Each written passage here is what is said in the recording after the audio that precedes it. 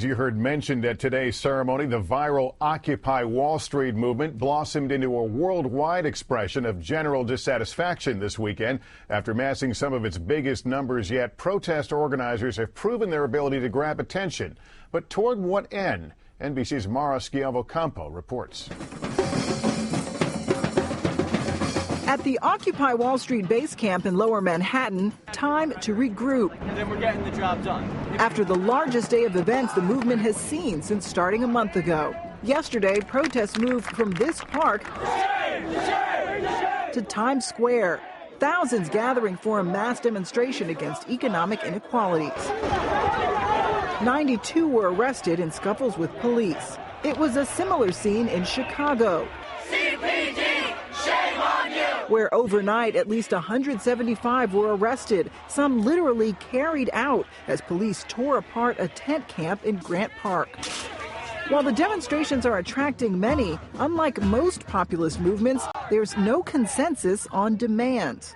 I wanted to be a part of a movement that hopefully will affect change so that more economic justice can be spread around. Level the field. The field is the problem, not the politicians. There has to be a change in the way that government is handled.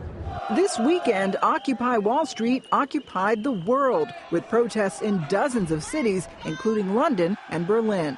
We're here to fight against the financial crimes they do. The most violent were in Rome, where today they're cleaning up after groups of protesters rampaged through the city, burning cars and smashing windows. Back in New York, donated supplies and cash continues to pour in from around the world. Organizers say the global support shows just how far they've come.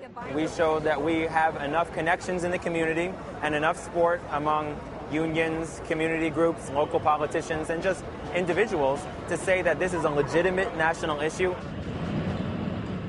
Those camping here at Zuccotti Park say they have no plans to leave anytime soon, and they've certainly set up the infrastructure for a long stay. Lester? All right, Mara, thanks. And as you know, one of the often mentioned concerns among young protesters on Wall Street and around the country, they're crushing debt from student loans. CNBC's Scott Cohn with us with that part of the story. 22-year-old Rose Swider took time out from her studies at a state college in upstate New York to be part of Occupy Wall Street. She'll graduate in May with a degree in agriculture, $35,000 in student loans, with no idea how she'll pay it back. We did what we were supposed to do, go to college, get an education, you'll get a job, you'll get a house, like you'll be cool, it'll all be settled and you'll be stable and you'll have like some sort of security. The average college graduate this year has more than $27,000 in student debt, a record high. But with the worst job market in years, student loan defaults are up 25% in the last year. That's led some protesters in the streets and on Twitter to demand relief. I think the bank's got to bail out, students should get a bailout. To many of the protesters, the student loan crunch symbolizes the growing gap between rich and poor. College tuition is rising twice as fast as inflation, leaving a college education for many increasingly out of reach.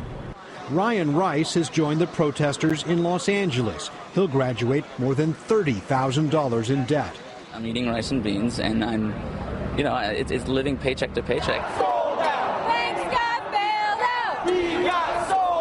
People with student debt are rightly concerned about whether they'll be able to pay it back and what impact it's going to have on their lives, on their ability to buy a home, start a family, save for retirement. Unlike most forms of debt, student loans generally can't be refinanced or wiped out by declaring bankruptcy, leaving many feeling trapped, and some move to take their frustration to the streets.